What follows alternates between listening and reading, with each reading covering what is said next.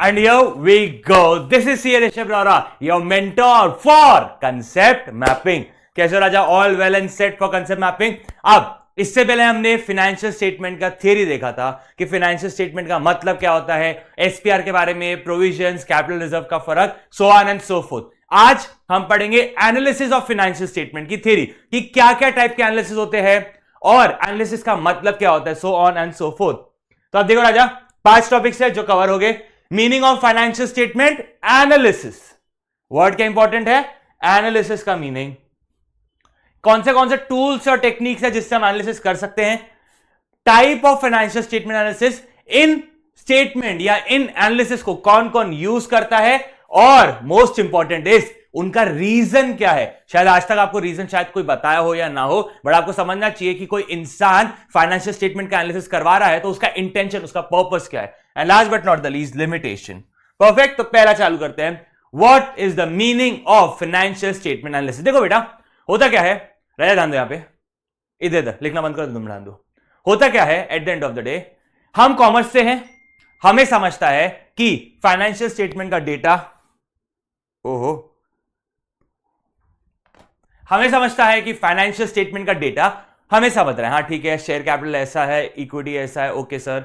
उसमें reserve and surplus ऐसा है, ठीक है. एसपीआर इतना है, ओके सर. बट ये हर एक को समझना इंपॉर्टेंट है क्या? नहीं. एट टाइम्स इट हैपेंस कि नॉन कॉमर्स का बंदा भी एक फाइनेंशियल स्टेटमेंट का एनालिसिस करना चाहता है. यस, वो देखना चाहते हैं कि भाई साहब इस फाइनेंशियल स्टेटमेंट में क्या है, क्यों है, कैसा है. तो यार देखो, होता क्या है, वो तो कर नहीं सकता, बट उसे एनालिसिस रेडीमेड करके मिलता है. तो एनालिसिस है क्या?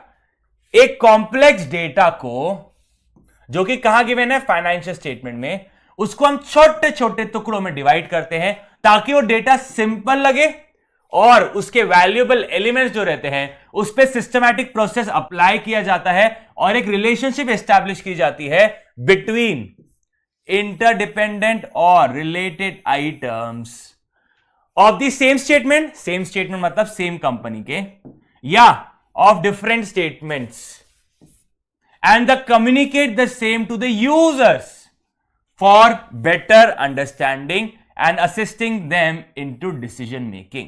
Perfect. तो भैया होता क्या है, फाइनेंशियल स्टेटमेंट का एनालिसिस कॉम्प्लेक्स डेटा को तोड़ा जाता है छोटे छोटे फॉर्म में ताकि वो एक सिंपल एंड वैल्यूएबल इंफॉर्मेशन रहे, जिसे सिस्टमैटिक प्रोसेस के थ्रू हम एस्टैब्लिश करते हैं relationship between interdependent and interconnected elements of a financial statement, और उसे हम कम्युनिकेट करते हैं to the users for the better understanding and for taking better economic decisions. ठीक है, अब बात को समझो.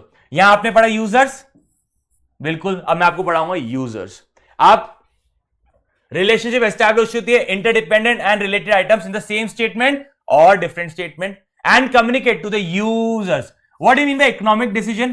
क्या उन्होंने कंपनी में इन्वेस्ट करना चाहिए, so on and so forth. ऐसे बहुत सारे डिसीजन रहते हैं जो कि एक यूजर लेता है, यूजर ऑफ फाइनेंशियल स्टेटमेंट लेता है. अब सर फाइनेंशियल स्टेटमेंट का एक मतलब बता दो. फाइनेंशियल स्टेटमेंट क्या है? समरी ऑफ अकाउंट्स, जिसमें आपके एसेट, लायबिलिटी, कैपिटल वगैरह दिखता है और आपकी इनकम दिखती है because of your business operations. तो आई रिपीट, मेरे साथ में वापस से, what do mean by financial analysis? Financial statement का एनालिसिस, कॉम्प्लेक्स डेटा छोटे टुकड़ों में, that is complex data of a financial statement is divided or broken into small and valuable elements, and a systematic process is applied to establish relationship between interdependent and related items of the same financial statement or different, and to communicate the same to the users for their better understanding and assisting them to take better economic decision. Perfect with this? Yes sir. ये definition easy है याद करने में, मैंने की highlights आपके सामने, आप एक दो बार देखोगे आपको याद हो जाएगी. Perfect with this? यस. आज सर टूल्स एंड टेक्निक्स क्या है? देखो Raja, commonly use, I am saying these are commonly use tools and techniques. पहला है कंपैरेटिव, दूसरा है कॉमन साइज और तीसरा है रेशियो एनालिसिस. पहला है कंपैरेटिव स्टेटमेंट, दूसरा है कॉमन साइज स्टेटमेंट और तीसरा है रेशियो एनालिसिस. अब रेशियो, सॉल्वेंसी रेशियो, फिर short term solvency, long term solvency, फिर आपके एक्टिविटी रेशियो, प्रॉफिट, ये रेशियो आप पढ़ चुके हो सब. यस, नहीं पढ़ा है तो नेक्स्ट लेक्चर उसी का है. ठीक है. Yes sir. तो अब sir comparative and common size क्या है? देखो राजा, क्या यहां पे दिख रहा है आपको? यहां पे 2018 और 2019 है. आप 2 साल के बीच में विद इन द ऑर्गेनाइजेशन, आप 2 साल के बीच में इंक्रीज और डिक्रीज निकाल रहे हो और परसेंटेज निकाल रहे हो। परफेक्ट, इंक्रीज और डिक्रीज निकाल रहे हो और परसेंटेज चेंज निकाल रहे हो, दैट इज कंपेरेटिव। परफेक्ट, आपने 2 ईयर्स को कंपेयर किया, उन दोनों के बीच का चेंज और परसेंटेज चेंज निकाला। Perfect, yes sir. बट अगर मैं बोलूं यहां पे आपको दिख रहा है 18,61,389, अब मैं इसको बेस ले लेता हूं, मैं ये बोलता हूं अच्छा मेरे टोटल करंट एसेट 18,61,000 है, ओके। मेरे टोटल लॉन्ग टर्म एसेट सब मिला के मेरा एसेट्स का टोटल कितना है 45,37,229, 45,37,229।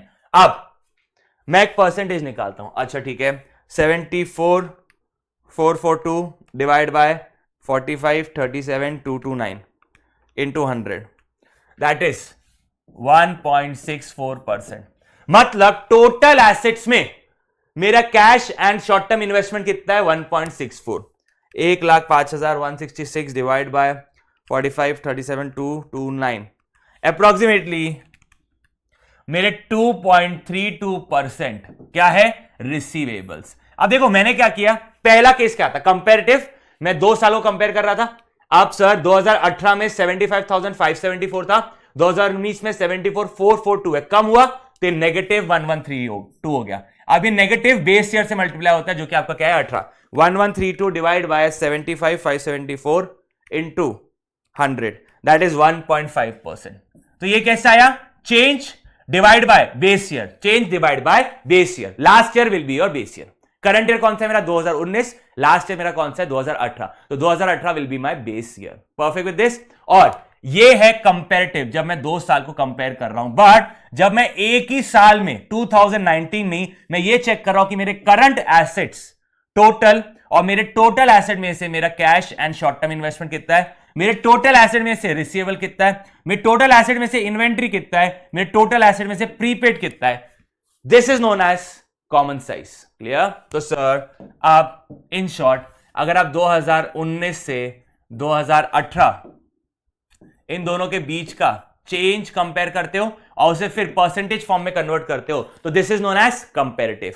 लेकिन जब आप ये निकालते हो कि 2019 का टोटल एसेट में से मेरा कैश एंड शॉर्ट टर्म कितना है, रिसीवेबल कितना है, जब इन्हें आप परसेंटेज फॉर्म में निकालो this is known as common size statement. यहां तक सॉर्ट है सबको बेटा। तो comparative is also known as horizontal analysis. क्या बोला जाता है, horizontal analysis. And common size is known as vertical analysis. Common size is known as vertical analysis. यहां तक क्लियर राजा। अब रेशियो सबको पता है, लेकिन कंफ्यूजन ये रहता है कंपैरेटिव क्या है कॉमन साइज क्या है। ठीक है, बड़े आगे 2 साल के बीच में कंपैरेटिव, एक ही साल में मैं परसेंटेज निकाल रहा हूं तो that is common size. Sir horizontal क्या होता है, this is a horizontal line, तो यहां पे 2019 है और ये 2018 है, आपने इन दोनों के बीच में कंपैरिजन किया, this is known as horizontal. What is vertical, 2019 है, 2019 के करंट एसेट्स और टोटल एसेट्स है, टोटल एसेट को आप देख रहे हो भैया परसेंटेज कितना है, अच्छा इतना परसेंटेज है, ये वर्टिकल है और ये हॉरिजॉन्टल है। होप्स आपको समझा होगा राजा, वर्टिकल हॉरिजॉन्टल का मतलब, और comparative is a horizontal and vertical is common size. Perfect, आगे बढ़े। यस सर, चलो अब sir types of financial statement, ये क्या है, टूल्स एंड टेक्निक्स। अब ये है टाइप, पहला internal and external. Sir internal external दोनों बाजू में रखते हैं। लेट्स अंडरस्टैंड हॉरिजॉन्टल जो कि क्या है आपका कंपैरेटिव, वर्टिकल क्या है that is your common size. ये अभी हम पढ़ के आए। Sir what do you mean by intrafirm, intrafirm means within the firm comparison, और what do you mean by interfirm, between 2 organisation. Sir example दीजिए प्लीज। टाटा वर्सेस रिलायंस, कौन सी कंपनी अच्छी है, कमेंट सेक्शन में बताओ आपके हिसाब से कौन सी कंपनी अच्छी है। Perfect, yes sir. तो this is known as interfirm comparison. लेकिन जब मैं टाटा का 2023 का फिगर कंपेयर करूंगा 2022 से, this is known as intrafirm comparison. Perfect. अब एक्सटर्नल एनालिसिस और इंटरनल एनालिसिस। अब देखो बेटा एक्सटर्नल एनालिसिस क्या रहता है, ये बंदे लोग या ये लोग वैसे रहते हैं जिनके पास regular time to time real time data update नहीं रहता है ऑर्गेनाइजेशन के बारे में. They don't have detailed records of the enterprise. They are dependent upon published accounts. They are dependent upon published account. What do you mean by published accounts? जो balance sheet, profit and loss account, cash flow statement, notes to accounts company के publish होंगे, जो company publish करती है, ये लोग उस पर डिपेंडेंट रहते हैं to make their analysis. Like creditors, like lenders, bank is a lender, debenture holder, government agency, और यहां पे इन्वेस्टर्स वगैरह भी आते हैं. Perfect. But when I talk about internal analysis, ये कंडक्ट कौन करता है? मैनेजमेंट. ये कंडक्ट कौन करता है? मैनेजमेंट. ये क्यों कंडक्ट करते हैं? To know the financial position, धंधा ऑपरेट एफिशिएंटली कर रहा है या नहीं कर रहा है. इनके पास सारा एक्सेस रहता है इंफॉर्मेशन का, जो इनको हेल्प करता है for more detailed and extensive and accurate decision making. ठीक है.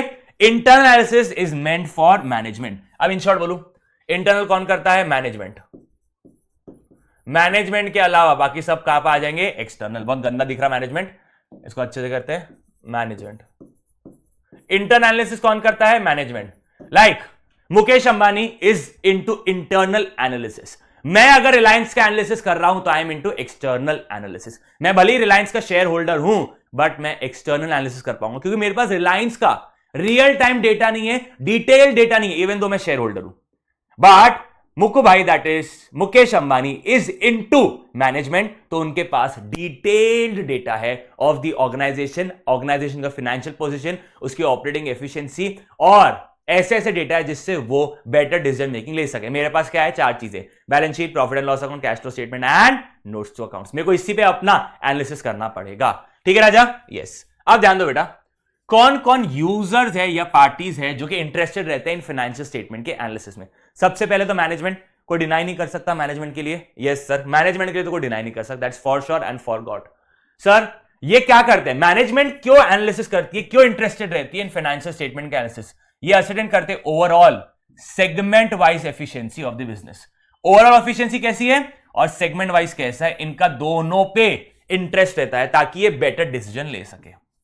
उसके बाद एम्प्लॉइज और ट्रेड यूनियन. सर इनका क्या? अरे बेटा, आज अगर एक ऑर्गेनाइजेशन प्रॉफिटेबल है तो कहना है वहां के एम्प्लॉइज की जॉब सिक्योर्ड है. यस. उन्हें बेटर बोनसेस मिलेंगे, बेटर सैलरी मिलेंगी, बेटर वर्किंग कंडीशन मिलेगी. तो इसलिए ये एक इंपॉर्टेंट चीज है कि जब भी आप कोई ऑर्गेनाइजेशन ज्वाइन करो, आप उसके फाइनेंशियल स्टेटमेंट एटलीस्ट देखो, एटलीस्ट उसका परफॉर्मेंस देखो without joining, before joining and without joining. ठीक है. पहले ज्वाइन मत करना बिना देखे. पहले आप देखो वो कंपनी परफॉर्म कैसे कर रही है, पिछले 2-3 साल का आप ट्रैक रिकॉर्ड निकालो, आपको समझ में आएगा. उसके बाद जब आपने ज्वाइन कर लिया, ईयर ऑन ईयर वो कंपनी को ट्रैक करते रहो. जिस कंपनी में आप हो, अच्छा इस साल इसने प्रॉफिट किया या नहीं किया, अच्छा चलो लॉस है क्या, ओके लेट्स वेट फॉर 1 मोर, अरे फिर लॉस है तो better leave that company, because आपको नहीं पता कंपनी कब बंद हो जाए. It happened with Kingfisher. Kingfisher losses में चल रही थी, बट वहां के एम्प्लॉइज ने स्टेप्स नहीं लिए to shift their company, and at the end of the day उनका पैसा गबन हो गया. मतलब एट द एंड आपको सब पता है, पैसा नहीं मिल पाया ना यार.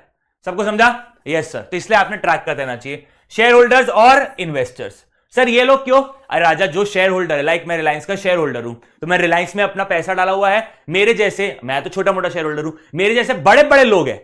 सर आप एक तरफ बोलते छोटे, फिर बोलते एक तरफ बड़े. अरे बेटा भावना है समझो. बहुत सारे investor, like Facebook is a investor in Jio. हाँ yes, Facebook is a investor in Jio.